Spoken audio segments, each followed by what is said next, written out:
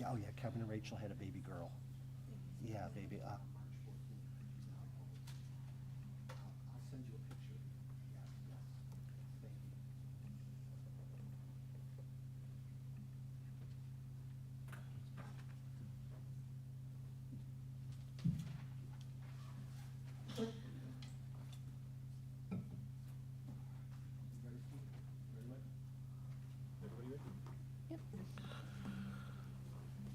Okay, good evening. It's 7:05 PM on Monday, April 13th, 2026. I'd like to call to order the Village of Brookfield Committee of the Whole meeting.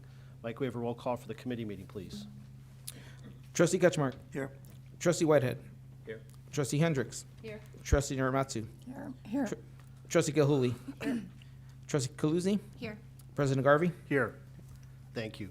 All right, let's get right into this. First item we have up for discussion of variations from the zoning code for the property located at 3415 Maple Avenue. As was mentioned, this was discussed at the Plan Commission meeting. We have a very detailed report from our village planner, Scott Viger, but I'm asked Scott to make a presentation this evening for the board and for the audience, and then we can open it up for questions. Thank you, Scott. All right, thank you, Mr. Mayor. I'll try to be succinct but complete. How's that? You have seen this property before, of course, back in October of last year, the 13th of October. You met on a concept plan for this property, the same petitioner, and basically the same plan. There's a number of variations that the proposed plan needs. Where'd the little thing go? Whatever. So, focusing on two aspects, sign and then the parking.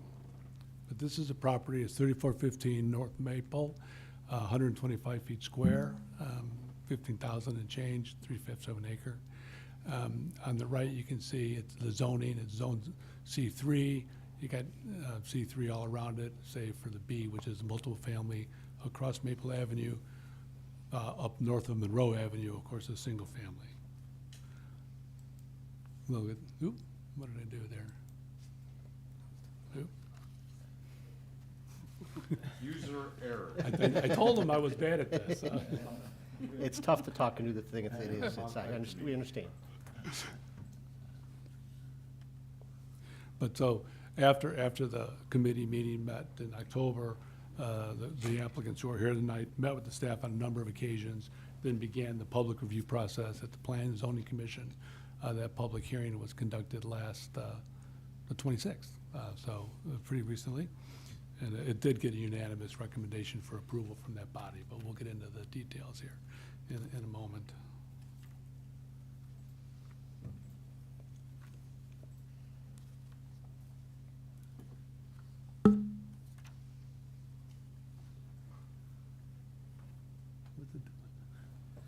You broke it so bad, Scott, it's beyond broke it, repair. We'll figure it out. There we go. So just for the environs of the property on the left, you have, of course, that's a page out of our comprehensive land use plan. You can see Maple Avenue is in the middle, they're north-south. It's highlighted in yellow as a redevelopment site. And then, of course, on the right is just the Eight Corners TIF district, and red shows this property located within that district. The next slide. Closer look at the environs. Really, we included this to show the proximity to Tischler's Grocery and the parking there at Tischler's. That'll come up again in a bit. And here's the site. It's vacant. And you got grass on 2/3 of it and then gravel on the northern portion. You can see the Citgo station to the south, and then there's the three-flat building actually, and then the industrial north of that. This is a rendering of the site. It's really as you saw back in October, although it's been flipped on a mirror image since that time. And here's the site plan. Again, this site plan is virtually the same as it was in October. It's been flipped, and there's some minor adjustments to the parking, or excuse me, the drive aisle on the south, which we'll talk about in the variation discussion. And then, not really privy to this conversation, but we include the floor plan to show you the level of detail that these petitioners have submitted for explanatory, what the restaurant will be like and so forth. This is the first floor, 2-story building. I just forgot the number. about 7,000 square feet and change. So you have dining, the bar in the middle, and of course the kitchen to the rear. Next slide is the second floor. Most of the second floor, you can see where the tables there on the left, is an outdoor roof garden, if you will. There's planters, those rectangular black boxes are the planters, and the indoor areas to the right. There is shutters there that come down and close that area off for inclement weather, and also it was stated at the Planning and Zoning Commission that they would close that in the evening hours at a reasonable time to keep the sanctity of the neighborhood intact from any noise that might come from the outdoor garden there. And if we go to the next slide, that's the, these are just the elevations. We can just go back, keep going forward. I joked at the Planning and Zoning Commission that we had trouble with the graphics on our computer, so I took a marker and just marked these things. We have a variation for the driving aisle from 24 feet to 20. And that's on the east side there, that long red line there. The alley, as you may know, is 16 feet wide, like the vast majority of all our alleys here in the village. So they set the parking back 4 feet, so you have a depth there of 20 feet. As you know, a two-way driving aisle or back up for a 90-degree parking stall is 24 feet. This is actually 20. There shouldn't be any problems with maneuvering in and out of those parking spaces, but it does require a variation. We have a variation published for the driveway width, which, if I dare say, has kind of gone unenforced in looking at prior plans that were approved, but a driveway is 24 feet wide. So to be careful, the interpretation of those dozen cars, 15 cars, I forgot the number, that access from the alley is one big driveway. So it's 118 feet as opposed to 24. So it looks bad on paper, but when you look at the site plan, it makes sense. The other red highlight here, the last two variations that were published are almost an either-or scenario. The code requires every building up to 20,000 square feet to have one loading space. That red rectangle there in the lower left-hand corner is a standard size loading zone. That's so that would, if we put it there, that will meet the code. But if we put it there, it impacts that 24-foot driving aisle in and off of Maple Avenue. So the choice that the village has, and the Plan Commission said, either or, take your pick, village board. We don't have a strong feeling either way, and actually recommended approval of both variations. So you had full reign to do what you feel best. Just as an aside, we have 30 cars. The code would require 59 cars. There's 26 cars on site, but the code allows 4 cars on the street, 1 car for every 20 feet, so that's how we got 30. The code does address shared parking. The petitioner talked about shared parking with Tischler's Grocery. There's an arduous special use process necessary to go through to get a recorded approval at the County of Cook for any shared parking. That has not yet happened. But what we have on the docket today is a parking variation request to go from 59 cars to 30, the 26 on site plus the 4. I would say, and there was testimony given at the Planning and Zoning Commission, that when you look at the Eight Corners neighborhood and the on-street parking, we know there's a lot. There's just over 300 cars on the street, on most of them, of course, on Broadway, but I think 35 north of Broadway on Maple and 37 south of Broadway on Maple. So the feeling of the staff, certainly the petitioners and the Planning and Zoning Commission, was that the parking variation was acceptable based on the proximity of such a large number of on-street cars. And the petitioner has been working with the Tischler family to get an agreement in place to allow for about 20 cars to park on their parking lot. And as you probably know, the shared parking talks about different hours of operation. Of course, Tischler's closes at 6 o'clock most days, 3 o'clock on Sundays. And as it's called, the Eight Corners Restaurant, would basically be a lunch and dinner operation. So they would be primarily at different hours of the day.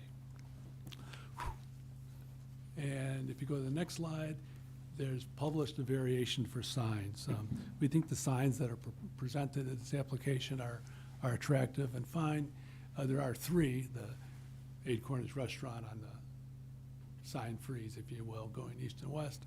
But then the two wall signs, one on the front, one on the back facing Tischler's, the code requires signs to be no taller than 15 feet and then 4 feet in actual height of the sign. These signs are 22 feet on the front, and it's 7 feet tall, not 4, but if you go all the way from the logo down to the bottom of the text, and then 24 feet on the back, facing Tischler's.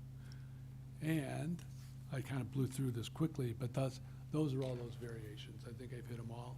The Planning and Zoning Commission did hold a public hearing earlier this month, or I guess it was last month, 26th of March, and they voted unanimously 5-0 with no abstentions to recommend approval of these variations to the board. Thank you, Scott. Kyle, did you want to add anything from being present at the meeting? No, I think Scott covered everything. There's lots of enthusiasm for this proposal from the full commission, and they were emphasizing the point that for once there were not any parking concerns because of the plethora of off-street and on-street parking available in the community. Thank you. Well, the applicant is here. You don't have to say anything. Would you like to come up and say anything? I just appreciate you coming out tonight if there's something you want to say. Yes, hi, I'm Ken Mills, Mark Vernon here.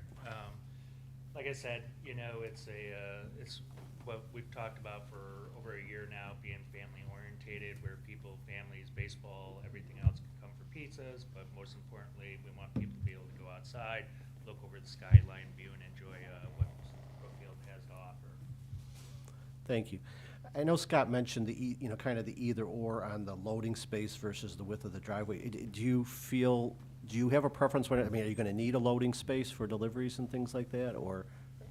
I mean, ease of use, right? You know, the loading space would be nice, but otherwise they could park in the parking lot since it's off hours when they're coming to deliver the food and beverages, but it's always the ease of use, right? Sure. Okay. I just want to get that clarified. The board should make a decision on that in terms of the recommendation or approval, one or the other, the variation on the drive width or the loading space. Is that correct?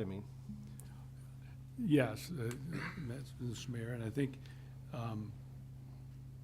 not that I have a vote, I think I would just do the variation to eliminate the required loading zone, which has kind of been our practice throughout the town Okay. lately. All right. I'm going to open it up to board questions, comments. I don't know if anyone has any questions of the applicants or any other questions at this point. I had just one question about the loading zone. I guess I'm curious, if you have it marked off as loading zone, then you might avoid cars trying to decide to park there along that side. And if it had signage, whether you use it very much or not, it would make sure that cars know that's not additional parking for the restaurant. If they were rolling up at the last minute and couldn't find anything. Absolutely. I mean, you have to have signs, not saying that everyone's gonna read them, but, you know, I mean, most of the time they'll get a ticket or something like that. So, no, I agree with the signs. And then I just had one other question. Sure. Was there an entrance on Maple, or is the entrance only from the parking lot? I know that's not related to the variance, but from It'll the be on- pictures, it looked like maybe it was both Yeah, no, on Maple, on Maple. Okay. correct. I was pleased to hear that the floor plan has flipped. Does that mean that now the accessible entrance will be adjacent to the accessible parking spaces? That might be our architect. Well, my name is Alex Pizzoni, I'm the architect. So, unfortunately not, but it's not against the code. There is a little distance from parking, ADA parking to the restaurant on the opposite side of the building, and there is a ramp, so that's. I'm sorry to hear that. I would encourage you to think about the user experience for the people who can't do those stairs, and maybe think about making it a little closer to the accessible parking, Absolutely. if We it's can- possible. I don't know if that would take up some of the parking spots, but we need. I'm not making it a condition or anything, I'm just Yeah. encouraging you to think about it. Yeah, Absolutely. believe me, I thought about this a lot, and I try to do this, but it's the best what comes out because the space is so limited, so tight. Other questions or comments from the board? Scott, can you go back to the one showing the parking lot width variation there? There we go. I'm trying to put this in perspective. So there's the alley behind it. There's also alley on the side of it there? No, that's to the south there at the bottom of the drawing. That's the Citgo gas station, but the access to the alley, I should say, is just to the south of Citgo, and it wraps around Citgo. Then it's one-way alley going east and then north up to Monroe. So if we go back up to the aerials, we can see the alley better. There we go. Well, maybe not. But the alley is between Citgo and then the stores that front on Broadway. And you come in off Maple and go north. But there's, as we said, there's also the access to the property from Maple directly. So does that stay a one-way alley then? Yes, sir. So go back to the other picture, if you would, please. So that alley, what's the width of that alley? 16 feet. So is there enough room for pulling in and then backing out? Because they're pulling in off that alley, correct, into those spots? Yes, that's correct. Yeah, also we added 4 feet to the alley. Right, that's where we had the variation from 24 down to 20. On the driving lane inside there? Yes, sir. So to get to the other parking spots, you're coming in on the top there, that'd be like a entrance into the parking lot off the alley, and that's how you would access that other row, Right. right there, yep. If you came in from the alley and you went northbound towards Monroe, and those dozen cars, spaces were full, you know, hang a left and come back down and look on those other side there. And if not, then exit out to Maple and park on the street. Right, so the only entrance is from Maple, south of the building. You'd go up the alley and then back through, or you could just go straight in the parking lot. Yes, you know, ma'am. where the spots are. Okay, so it's basically a loop. You can go out the alley, but you can't come in from Monroe, from the north side of Monroe and come down. So, I mean, there's obviously a definite need for the signage, because if you're coming in off of Maple, what if you come in off of Maple and you're heading towards the alley? Well, I mean, Left. you could turn left, right? Maybe you want to park in those parking spots, but it's one way the other way. That's right.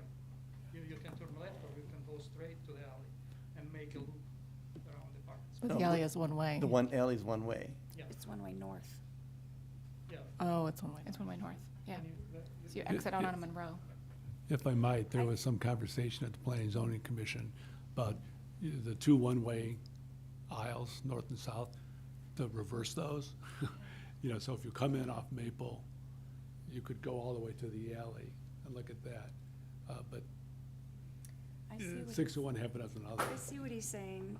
If you turn left in the parking lot to go in the inner spots first and it's full, And you can you only go have to north. like back out, Yeah, turn you- around, like how, because you can't go through the alley again. Yeah. Right. So if you force them to go through the alley and then back down, that would prevent people from having to do like U-turns and.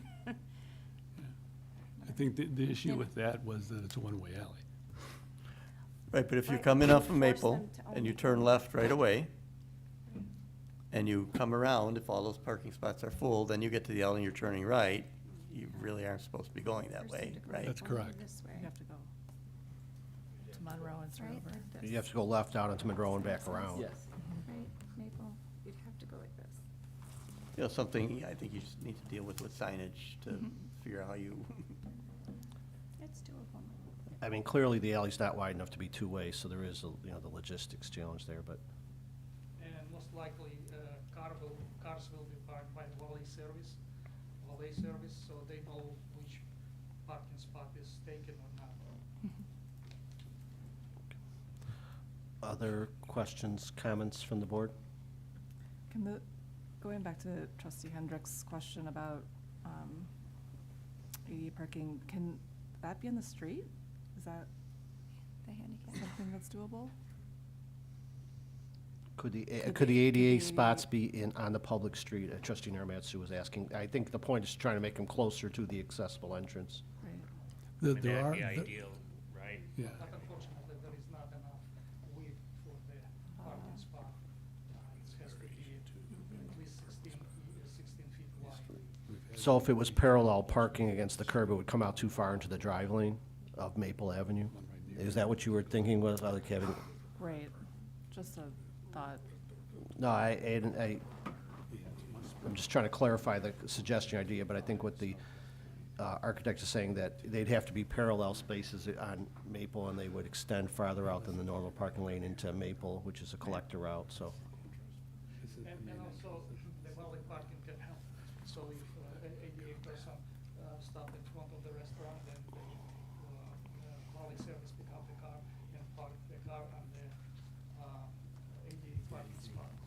So you do plan on having valet parking at some hours? I mean, obviously, it's not gonna be. Yeah, I mean, it's more on the weekends, right? Maybe Thursday to Sunday. Okay. Would it be required to valet park? No, not required. Okay. Is the fence still gonna exist between the alley and the Tischler's parking lot? That I don't know. I would like the fence to be down, but obviously, you know, that would, Is that part of the I'm just curious for just accessibility to, if you park over there, how do you get? Oh, no. To the other side of the fence. Between alley and parking lot. So there is a possibility to build a fence on the north side of the lot to, yeah. I mean, that's part of the negotiations probably with Tischler's. I mean, obviously, to make it convenient to, if they rent spaces from Tischler's, to make them convenient, there has to either, you're climbing a fence or you're walking all the way around. You can walk the opening of Tischler's parking lot onto Monroe and then down the street, but, Come I mean, around. those are, I think as Scott explained, the process for that through is a little bit, and I guess that's something you would work on if you get approval from the village board here. yeah. And we have our note from Tischler's too. Okay. Nice. Any other questions or comments from the board now? I think there's plenty of parking around there. I'm not worried about it. And you would know? I'm $5 down. All right, It'll be over. we expect to see you. As long as she can get a good parking space, she'll be there. Well, the zoning commission talked about the busiest time of day right there is when Mary's is busy in the morning, which True. is before the restaurant will be open, so there's a good balance there. And even then, there's not a lot of people parking on Monroe, so I don't think, I think there was a concern about too much parking on Monroe, but that doesn't seem to be the case. I think people would park on Maple first. Are there any evening parking restrictions on Broadway? I think there's just the overnight, 2 Just a.m., no, 2 a.m. to 2 a.m. Okay, so our normal process is, I mean, the board is, privy to the planning and zoning recommendation, the staff report. It's up for the committee of the whole discussion tonight. The board has a chance to review these materials, and then we typically put it up for the agenda 2 weeks from now, which it seems like we're ready to do. So we would put it, bless you, so we would put it on the village board agenda for the April 27th meeting, where the board can vote. If there's something they need more time, they would indicate it, but we can put it up for a board vote on the 27th. You don't have to be here that night. You're welcome to be here, but we'll put it up for the April 27th meeting. Okay? Perfect. All right, thank you so much. Thank you for coming out tonight. Thank you for having us. Thank you, Scott. Okay, moving along, the next item is discussion regarding the selection of consultant in connection with the limiting tax rate increase referendum, which would finance a long-term road program. This is something the board has had some discussions about in terms of a possible referendum to fund continued maintenance and improvement of the streets and the various options we have.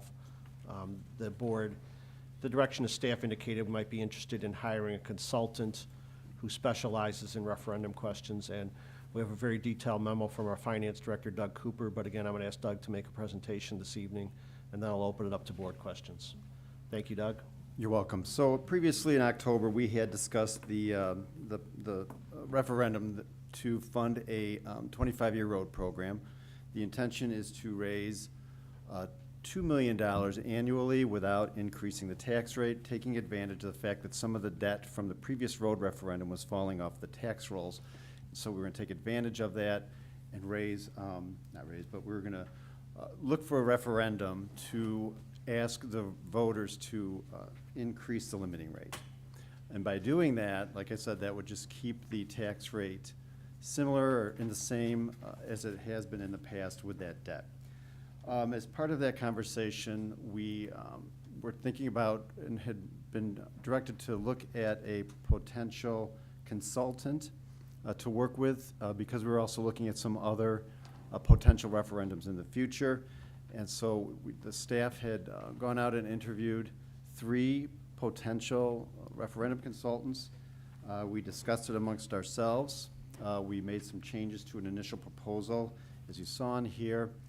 And we called this vendor back, and we are asking the village board to look this over and see if it's okay if we bring it to the next board meeting for approval. The vendor is Metro Strategies, and they have worked their qualifications, or what they're looking for in here is they're looking for a fee not to exceed $28,000, and they would provide us with a outreach and communications plan. And review and approve all messaging that we would be bringing out to the residents. And then they would also coordinate regular meetings with village staff as we move through this process. So to the short and sweet of it, that's what we're looking to do. And I was just wondering if anybody has any questions on this. Thank you, Doug. Questions or comments from the board? I had a clarifying question, Doug, about what we talked about, you said October. Right.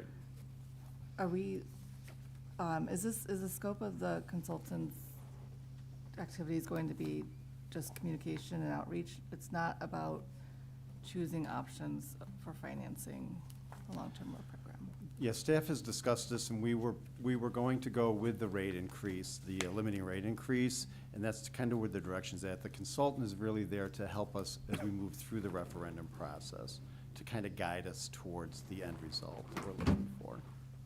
Okay, so they're not presenting the public with different options to pay for the long-term, or they're just, that's gonna be chosen and then they're, Right, I mean, that'll be really up to the village board and staff to explain and educate the voters as far as what we're trying to do here. okay. Doug, are you familiar, is the consultant working with any neighboring municipalities for that same timeframe? Not that I'm aware of, at least in our conversations, we didn't discuss that, but she never brought it up as far as they're doing another referendum at the same time as we're looking at it. Is that what you're asking? Yes. Yeah. I mean, are we familiar with anything else coming up for that fall? Within this area, that I don't know. I'm Or pretty with sure the schools, or? they've just really gone through a whole bunch of different referendums. I know LaGrange Park might be going through a road referendum, or they just finished a road referendum. I know 102 had theirs, 105, no, you're not in 105, it would be Gross has had one, but I don't think they're But planning on there it. isn't a conflict where they'd be working for us, and then the school has a referendum up at the same time that they're. No.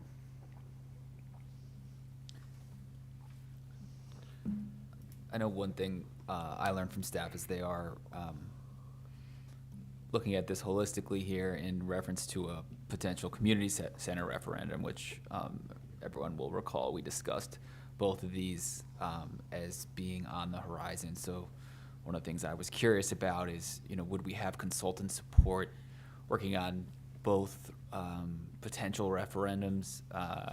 At the same time, would you want to be talking in the community about a community center referendum, or are we going to focus just on the road referendum initially? And I understand this consultant will be focused on the road referendum, and that's the initial priority. But we are keeping in mind that on a longer timeline, because it will allow for a longer education period in the community around the community center. So I don't know if staff had anything they want to add there, but I think it's important for that we as a board are thinking about both of these initiatives concurrently. And so this consultant's only looking at the road piece? Correct. We would have a separate consultant potentially coming on to support the community center work. Mhm. LaGrange Park did have, they were on the primary ballot. Oh, was for that when the they had referendum was? I they had knew a that just had gone through that. referendum to sell bonds, and I do believe it passed. I think it was like 79%.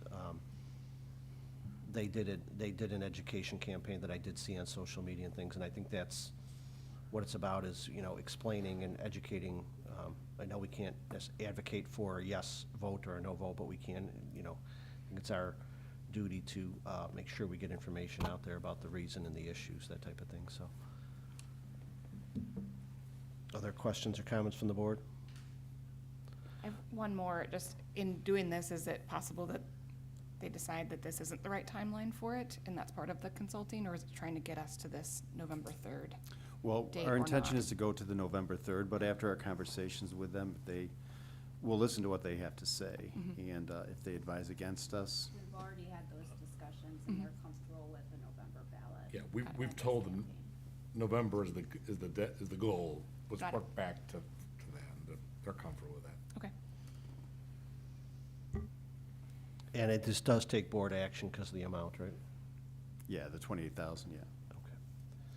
All right, so we would put this up for the meeting of the 27th also for the board to consider and vote on the 27th. If you have any questions in the meantime, you can reach out to Doug or staff, okay? Thank you, Doug. Thank you. Appreciate it. Okay, the next item is very exciting, and I hear there are visual aids available. There are. This is a discussion of an opportunity to provide finished compost free to residents for the use in their home gardens. Bob, are you going to present on this? I'll introduce this. I have Conservation Commissioner Jen Dowd alongside me. This is really a Conservation Commission initiative that they've actually been trying to get together for the last year or so.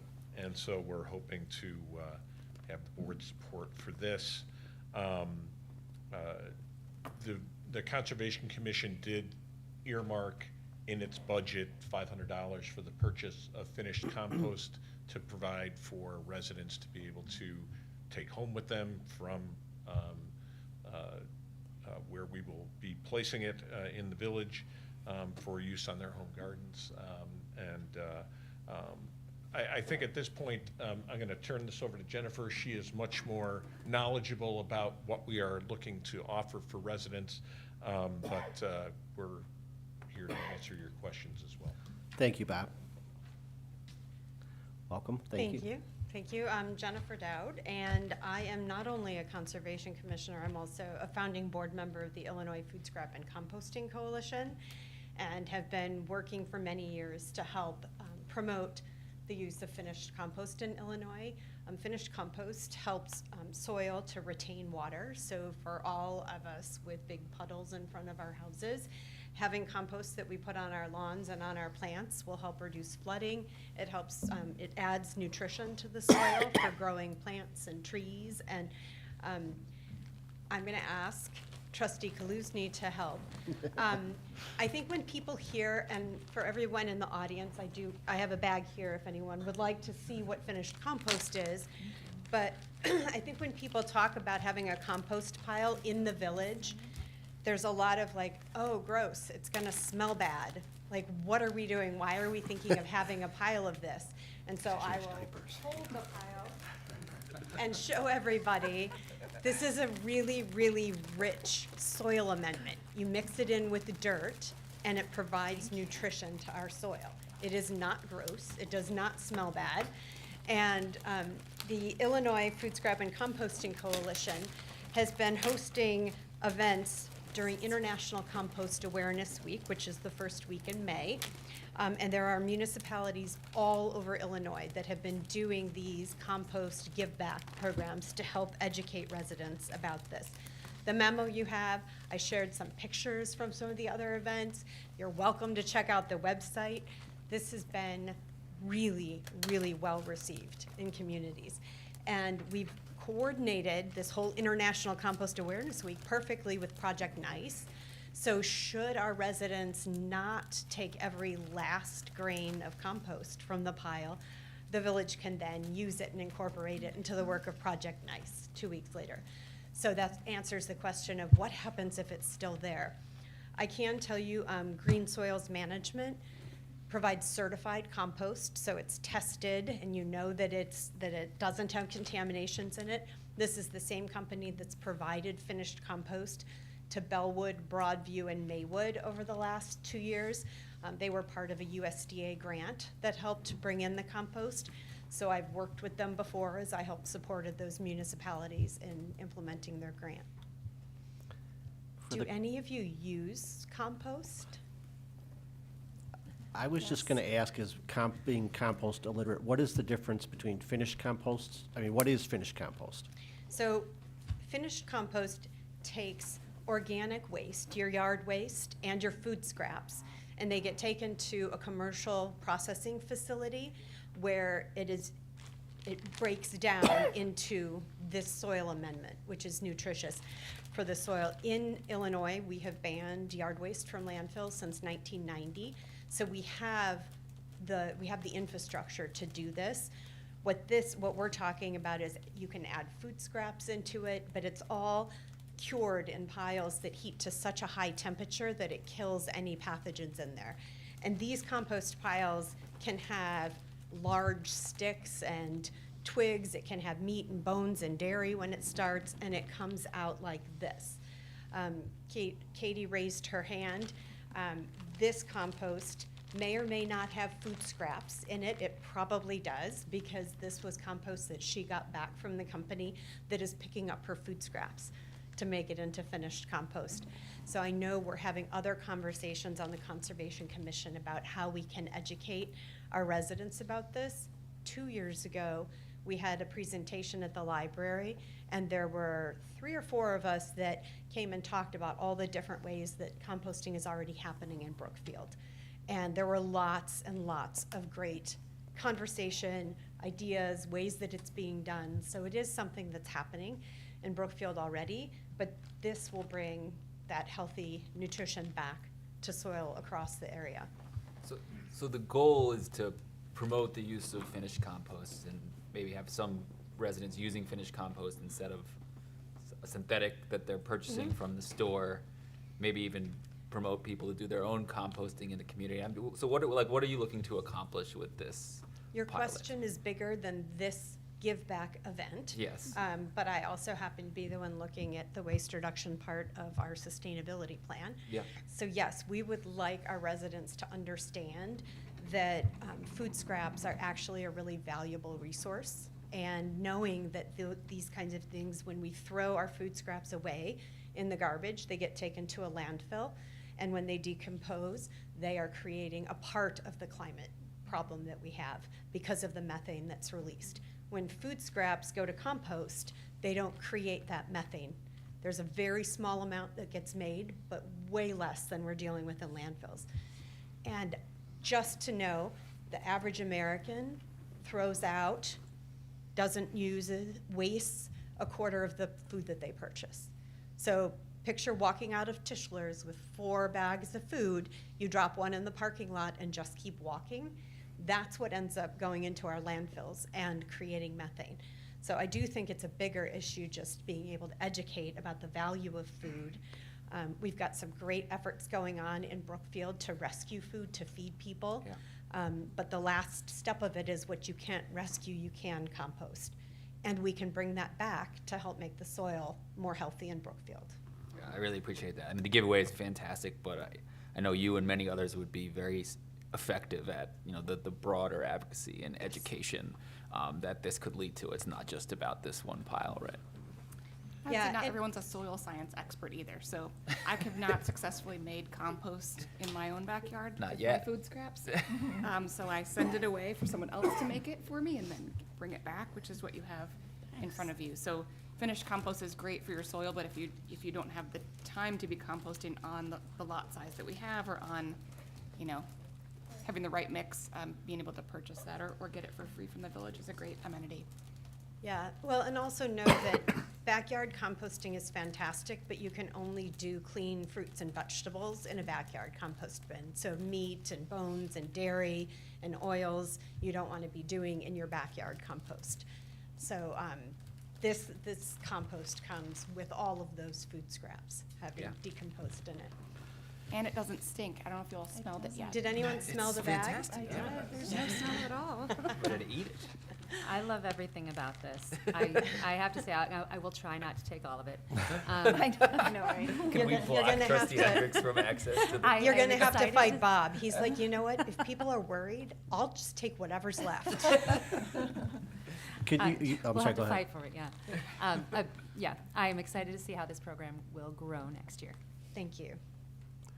We have a memo that talks, but could you just talk a little bit about the site and how it would work, pick up and picking it up and the site, location and everything? We have it in our memo, but I'm just more for people in the audience. I'm gonna have Bob come up Sure. because he knows the exact location, but we did meet with Public Works and we met with the police department and really thought a lot about security and access And and logistics, yeah. Logistics. Okay. So the site that we have settled on was settled on for a couple of different reasons. First of all, it's a central site, and it's a more or less secure site, because where we are proposing to put this is in what is now gravel area that is just north of the recreation garage in Kiwanis Park. To visualize that better, if you don't have the map in front of you, that would be essentially behind the band shell. There is an area there that is used for storage for Public Works right now. Currently, there are about 100 Groot and other waste hauling service garbage totes there, which we propose to remove from that location, find an alternate location for those. They're not particularly great looking, and that site can be used for that. It can also be fenced off with temporary fencing to secure it a little bit, and there is 24/7 security camera on that location. Well, that area's fenced in now, isn't it? Or- There is a fenced area immediately north. Okay. This would be immediately north of that fenced area. Okay. And would be And- unlimited pickup Right, hours? so this would be right next to the commuter parking lot, essentially. Residents can drive up, they can get out, take their buckets and shovels, shovel the compost in their buckets, put it back in their car, and drive away. So it's kind of, from an access standpoint, it's easy to get to. It's right next to a place where you can park and pick it up. People will not be there for long periods of time, loading this up. I'm just trying to picture their park, that's a bus route, like the bus comes in there, so, people wouldn't be unloading or loading and blocking the bus or anything like that. I can't imagine that it will be lined with people. People will come There's plenty as, of room. as they come, Right. on a sporadic basis. Any other towns in the area do this that we're aware of? Many, many, many, many towns. I can get you the list. The Illinois Food Scrap and Composting Coalition will release on the website in the next couple days a list of all of the give back programs throughout Illinois. But you can go and look now at what was done last year. But there were many of them. I can tell you too that we want to work with Public Works to figure out the perfect day to have it delivered. So it's only there for a day, and then have an event that we publicize with residents coming so that we can have volunteers there, including myself. I've blocked off that weekend to help with it. But I think that it's an excellent opportunity for education too. And when we've done Meet the Creek and we've had it as a zero waste event, every year residents have been asking questions about it, learning more about what Brookfield is doing to be sustainable, and have been very excited about this. Other questions or comments from the board? Well, if we keep it there, if it keeps happening, I see a possible mural in our future for the side of the building there, if that ends up being a permanent home. There's no board action necessary, just kind of looking for a consensus support of the program. And if I'm good at counting heads, I think there's a consensus to support this. Well, and it's letting you know where it's gonna be and how short of a time period it's gonna be this year that there'll be a pile there. And yes, you know, when we see how successful this is, we can look at different amounts, or we can look at other opportunities, but we wanted to just start with this one event. Sure, makes sense, good pilot program. Well, thank you for bringing it forward. There's a clear consensus on the board to move forward. We appreciate you educating us and bringing us forward, making us aware of it, because we will get questions about it, and we can help answer the questions, so. Feel free to just carry the bags around with you, so that when people ask, you can just whip out the If sample. we had an award for most effective interactive presentation to the board, right now, you are the Thank you, leading Katie. contender. We like visual aids, so thank you. Thank you, Jen, Bob, and Lauren, for all your work on this, too. Thank you I know so that was much. a lot of coordination. Okay, moving right along. The next item is up for discussion, ordinance amending Chapter 54 and 38 of the Village Code, regulation of electric bicycles, electric scooters, and prohibited motorized devices. It's that time of year, this became very popular. It seemed like there was a big jump in use last year in the community. There was some neighboring towns that addressed some things. I did receive some emails from a high school student group that was interested in this topic. We have a very detailed memo from our police department. We have our Deputy Chief, Terry Schreiber, here to present on this, so I'll just turn it over to you, Deputy Chief. President Garvey, thank you. Board, good evening. I hope you're ready for an electrifying presentation on e-bikes. All right. I didn't bring a visual aid, so that's my fault. I thought I was going before Bob, so he slipped that in on me. So what we're looking to do is essentially adopt what is already in state law right now for e-bikes, or at least 80% of it or so. They leave a little bit of room for municipalities to put in their own language and some stipulations as well. So I'll try to take you through this. It is a, state statute essentially, so it is apparently written as confusing as it could possibly be with multiple classes and classifications of things. So the question is, obviously, why do we need this at all? Certainly there has been rapid growth in this industry. You can pretty much see it now when the weather's better every day of bikes or scooters zipping around all over the place. So what we're looking to do is try to restrict some of that zipping around into the most appropriate places. So there's been conflicts on sidewalks with pedestrians. There's some age issues with who's riding the equipment that shouldn't be riding the equipment, along with some devices that are out there that essentially aren't legal devices at all.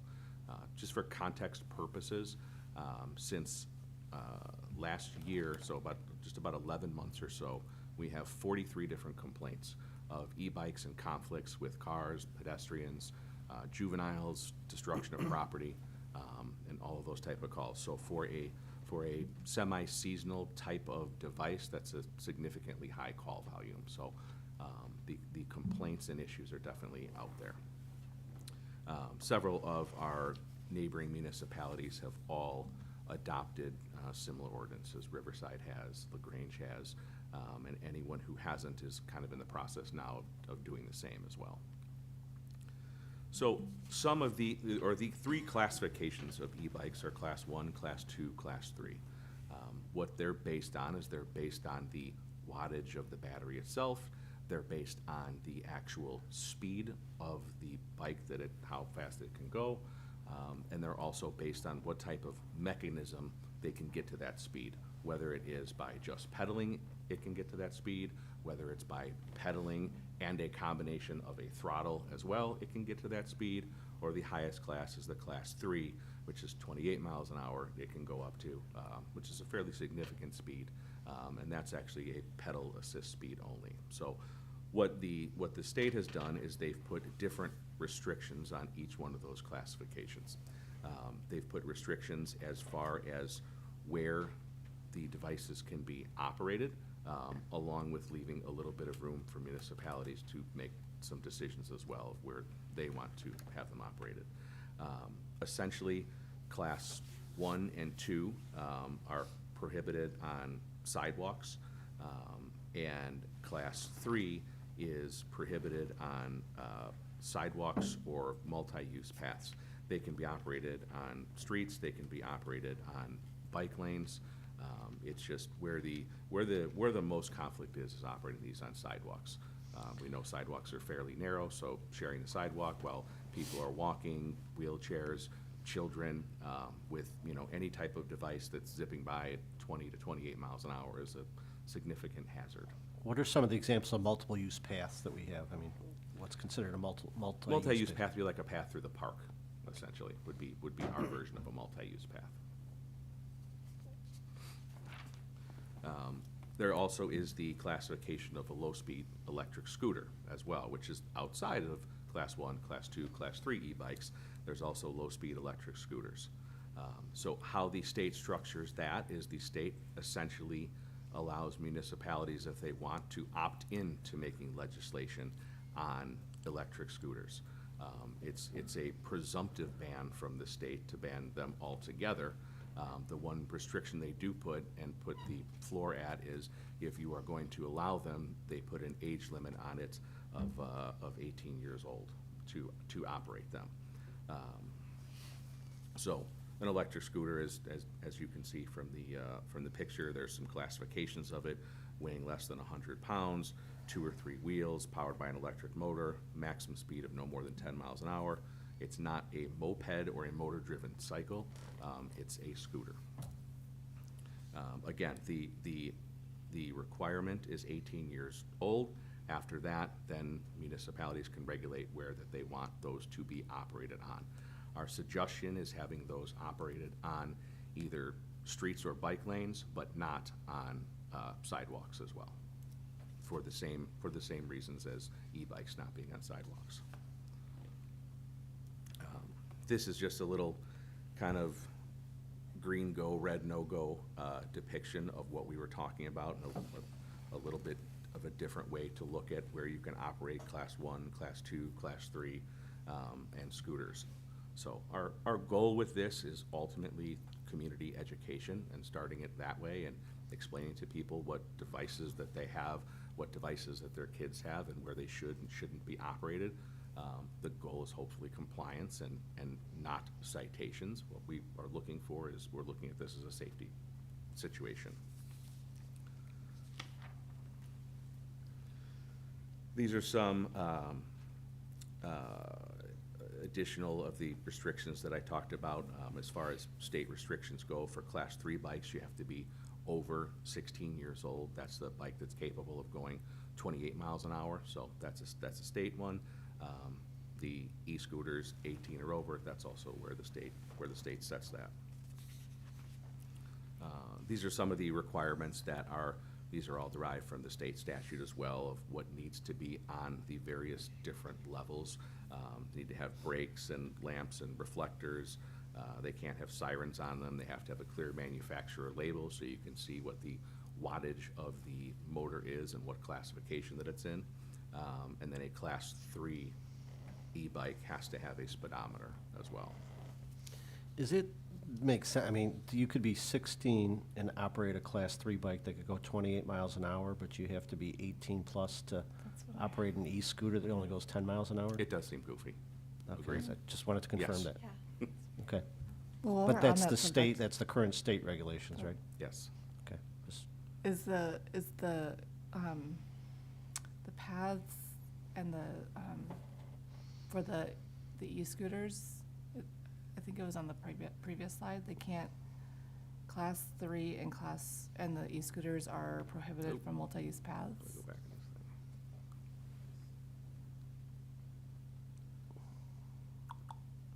Can't see if I go think back. it's one more. Right There there. we go, that one?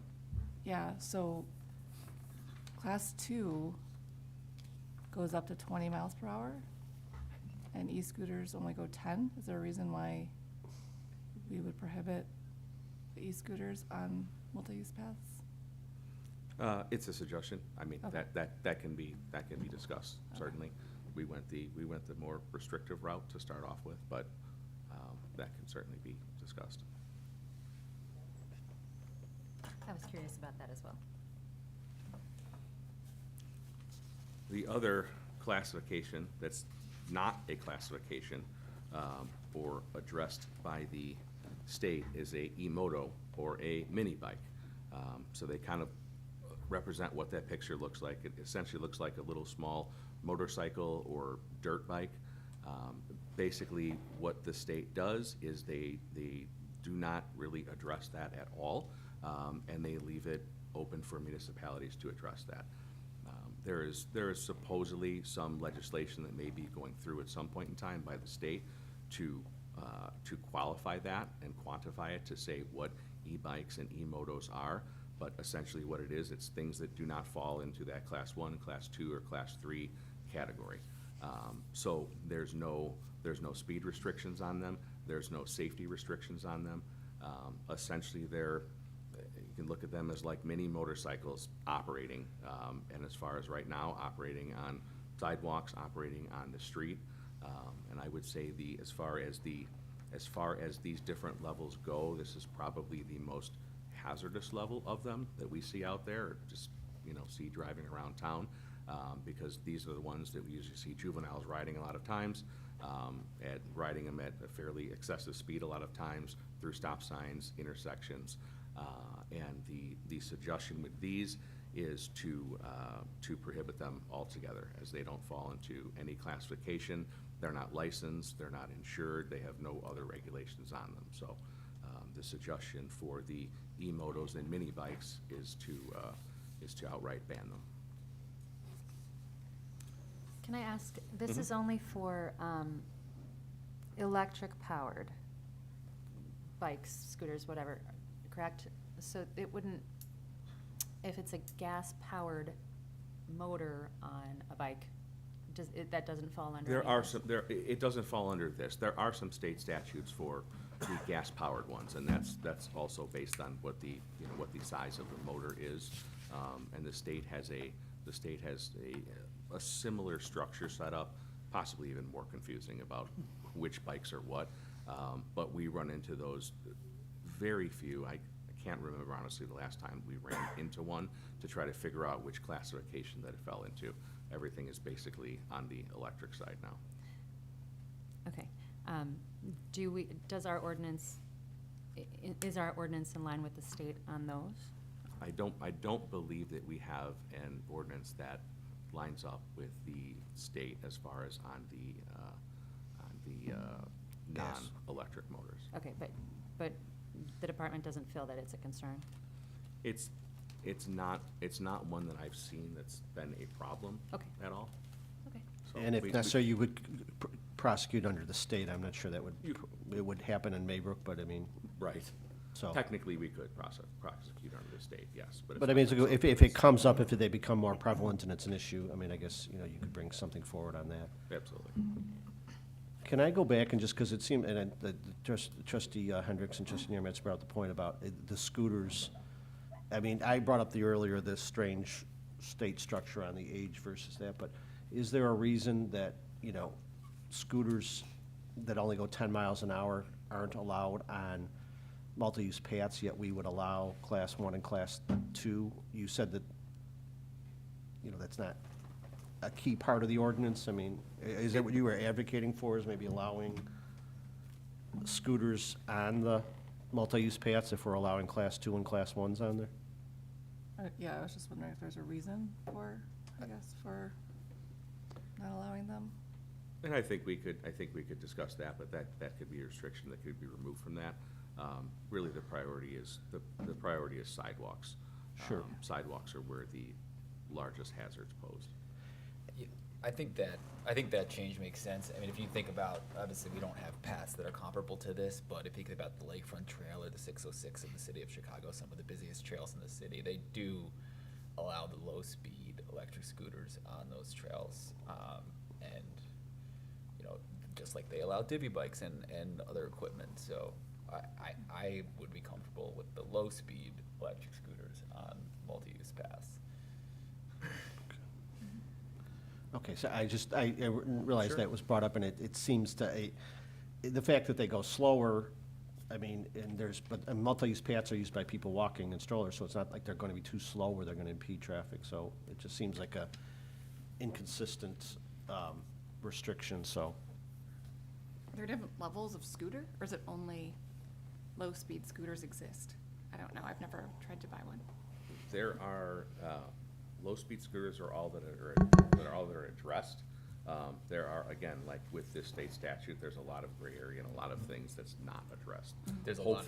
Hopefully, a significant amount, yeah. There's a lot that go over 10 miles an Yeah. hour, yeah. But this structure that you've set up is, kind of addresses the situations that we've encountered most. I mean, 43 cases in 11 months is a lot. So this, you feel that this recommendation covers the clear majority of what you face right now?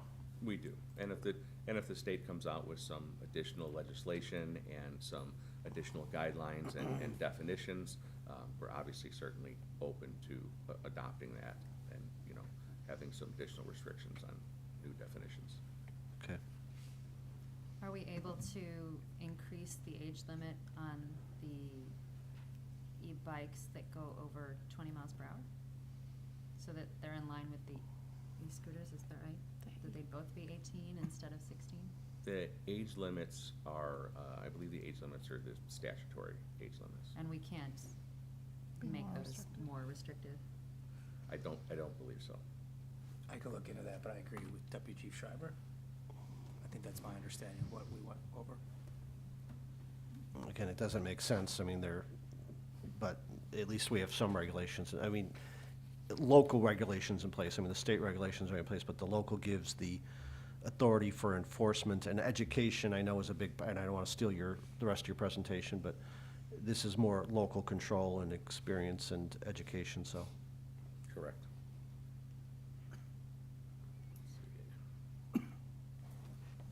When we discuss neighboring jurisdictions doing the same thing, and that's really, that sums it up essentially, is what we're looking to do.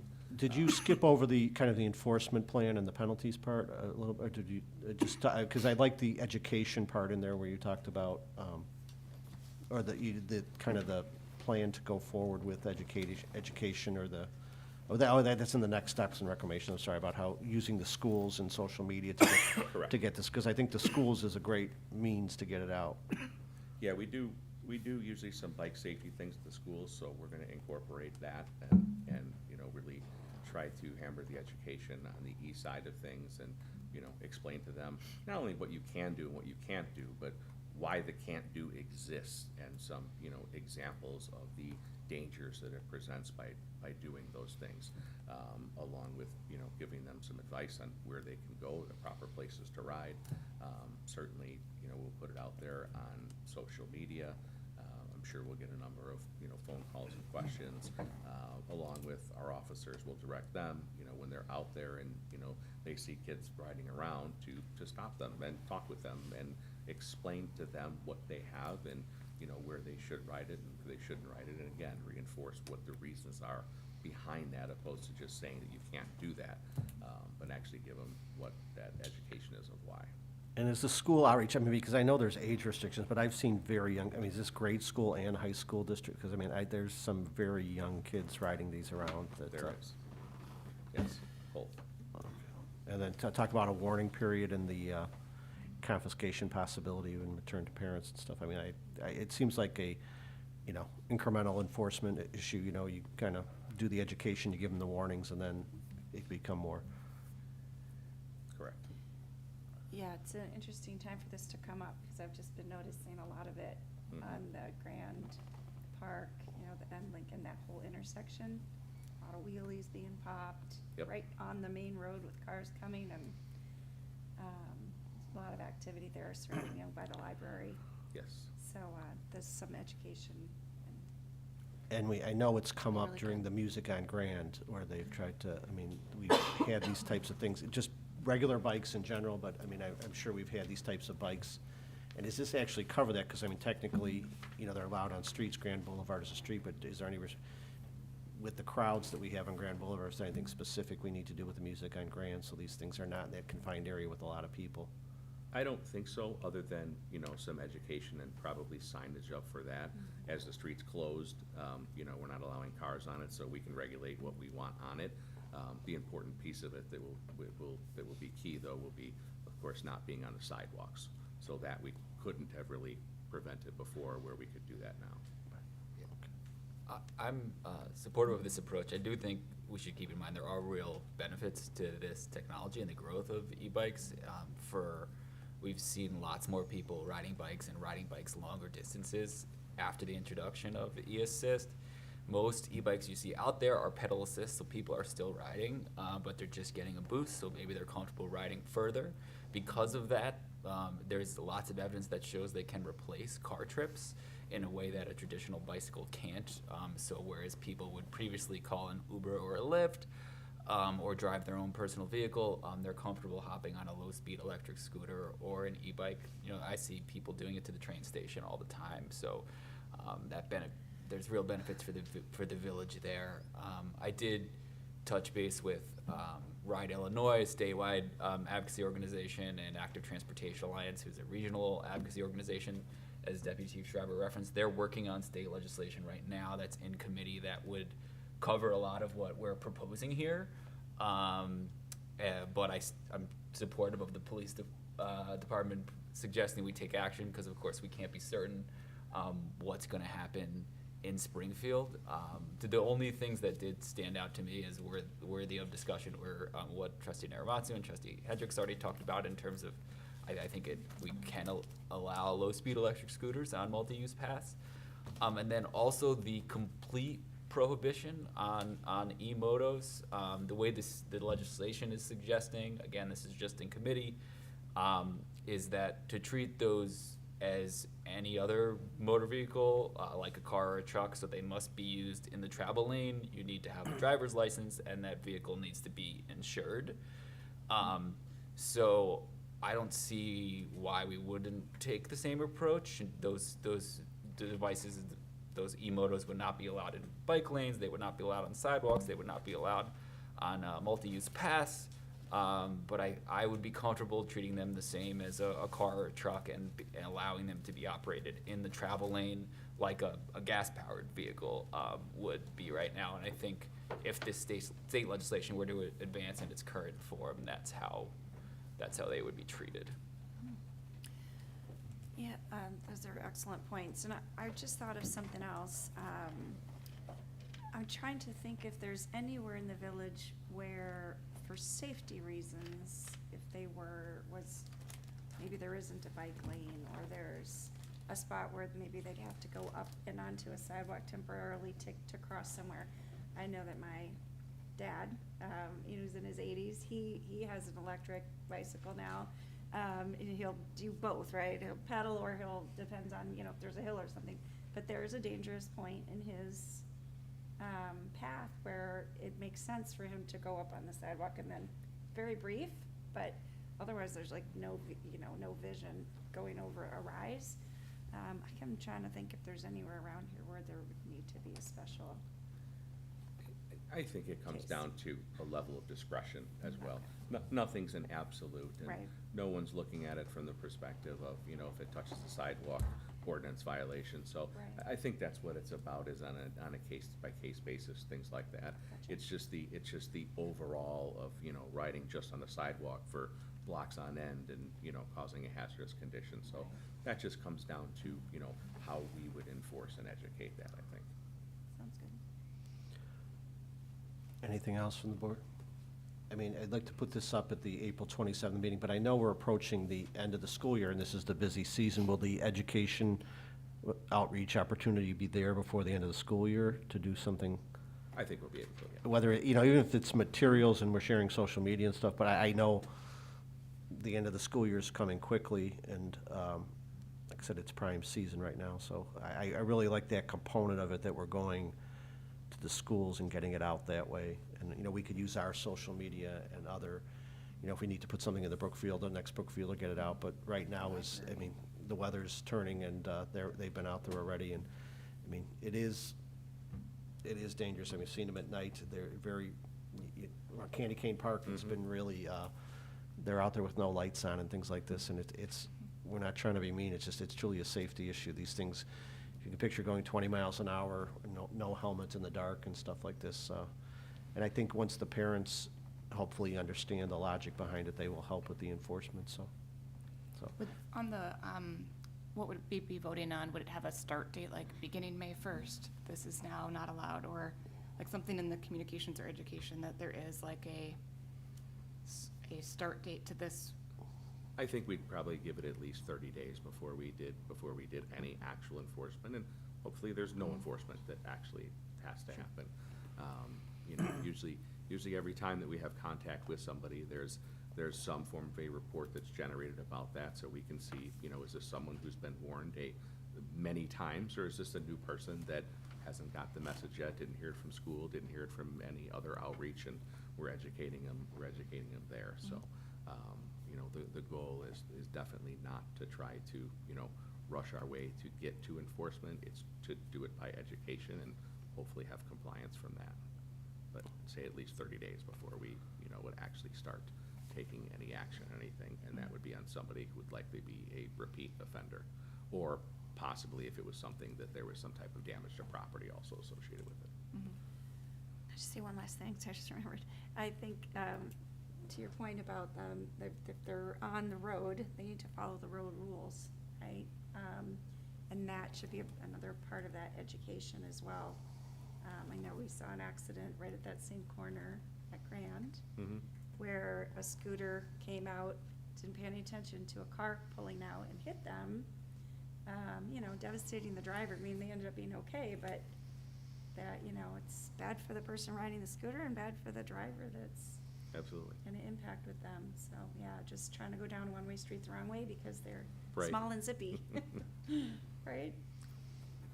Okay, great. Well, thank you. Like, obviously, a lot of work was put in, a lot of thought, so, research, Thank so, let's put it up for the 27th with the things we talked about in there. We'll make those changes. All right, thank you. Thank you. Thanks. Okay, the last item we have for discussion is, I'm sorry. Can I bring up one thing real quick, and that is about the bicycles. There is an electric bicycle guy in town who I have confronted twice. I'm going north on Prairie Avenue, and he is in the parking lane and dodging out into traffic on the wrong side of the street. Here's somebody else who's encountered him as well. And I'm afraid that's something that ought to be in the ordinance as well. Okay. Not driving on the wrong side of the street. I think those are covered under the state statutes and the existing law, but I'll have Deputy Chief Schreiber check into it. Thank you, CP. Thank you. So the last time we have discussion, ordinance amending section 56.3, access to any customer premises of the code and ordinances, Village of Brookfield for the water service line. Basically, Lauren, do you want to come up, I know you did a very detailed memo, but you're here, and I just have you kind of explain why the need for this. We've really made a lot of progress. I mean, a lot of other towns don't have to deal with this because they're not as far along as we are, but we've reached the point in our lead service replacement that we're getting, you know, the end is in sight, but we have, how many properties? About 80? 85 properties. Can you explain what the problem is with the 85 properties and the recommended course of action? They're just not allowing access, or they're scheduling appointments, and either they're not there when our crew arrives, or they cancel it and they don't reschedule. So the guys have done like door knocking too to get it down to this number, but the 85 is significant, so. And if we don't know what these 85 are, what the only other options are to tear up the street and things like this, right? You'd have to excavate every single one. So it's either us doing it in-house or contracting it at $500 or $600 a piece, which again, significant. And we don't really, doing it in-house would be very difficult for us as well, because we have a lot of work going on with, water loss mitigation, capital projects. So it would be a big expense. I mean, I'm surprised there's not more than 85 in a way. I guess I thought there'd be some more lack of, but these are people. They managed to dwindle it down by that- really just knocking on doors, just stopping by, and they just happen to be home and let them in. So. But these are 85 right now, the count we have that have, this isn't just one attempt to contact them. There's No, been. this is several, 3, 4, up to 5. Okay. And this is mailings, calls, and door knocks. And so the recommended action is this ordinance, which allows eventually water shut off in terms of if they do not comply, with notice and everything else? Yes. Okay. Questions or Okay. comments from the board? I have a question about, so you'll shut off the water, and then to get access to the property to determine the material? Is that the idea? Just need to Or, confirm the service material. right, okay. And then if they choose, if it's lead and they choose not to have their line replaced, would they need to sign a waiver? Yes, they send a waiver for that. Okay, thank you. Yeah, that waiver process was in the original procedure. If they choose to not take advantage of it, they, it's the state scheme set up a waiver process, but it's just not knowing, and we want to wrap this up. So it seems like it's just a way to get the attention of these 85. Maybe it'll be whittled down even more by the time we get to this and if word gets out about Could this. be, but- yeah, I mean, it's kind of the home stretch at this point, so it'd be nice to Okay. get those 85 So confirmed. a non-response is not waiving it, right? They would have to sign it if they want to waive it, otherwise we go in and dig up. And sometimes it just happens, they're just not available, they have something going on, they travel a lot, so there could be a myriad of reasons as to why people are not responsive, but those 85 gotta get taken care of, so. All right, so we can put this ordinance up for the 27th, and then I appreciate the timetable you've talked about here in terms of trying to get out the notices and get this wrapped up with the target completion date, so, okay. So we'll put this up for the meeting of the 27th. Sounds All right. good. Thank you, Lauren. Thanks. Okay, that ends the items we have up for discussion on the committee of the whole. Before I ask to go into executive session, I'll once again ask if there's any public comment. Any public comment on this side? Hearing none, is there any public comment on this side? Okay, hearing no public comment at this time at 8:21, I'd entertain a motion to go into executive session pursuant to Section 2C1 of the Open Meetings Act to discuss the appointment, employment, compensation, discipline, performance, or dismissal of specific village employees, and pursuant to Section 2C6 of the Open Meetings Act to discuss the setting of a price for sale of lease or property owned by the public body. So moved. Second. The motion to go into executive session was made by trustee Kaluzny, second by trustee Whitehead. Roll call, please. Trustee Ketchmark. Aye. Trustee Whitehead. Aye. Trustee Hendricks. Aye. Trustee Narmatsu. Aye. Trustee Gilhooly. Aye. Trustee Kaluzny. Aye. Motion carries. Okay, we're going to go right into executive session. We're going to do it in the boardroom, and it's going to kind of be lengthy, so I'm going to ask anyone not participating in the executive session to leave the room. Thank you for coming out. You want to collect these, or we take them home?